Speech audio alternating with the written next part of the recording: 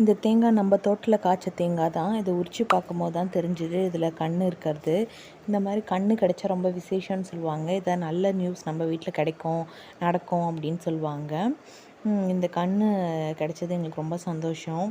ஆக்சுவலாக இந்த கண் இந்த மாதிரி வந்துச்சுன்னா வீட்டில் படைச்சிட்டு தான் அதை சமைக்கவே ஆரம்பிப்பாங்க. இந்த கண்ணை எடுத்துட்டு அது நம்ம எப்பயும் போலவே எல்லா தேங்காய் சாப்பிட்ற மாதிரியும் சாப்பிட்லாம், ஒன்றும் பிரச்சனை கிடையாது. இந்த கண் ரொம்ப ஸ்பெஷல். அதனால் நாங்கள் சாமிக்கிட்ட வேண்டிட்டு இதே மாதிரி எல்லாமே நல்லதாக நடக்கணும்.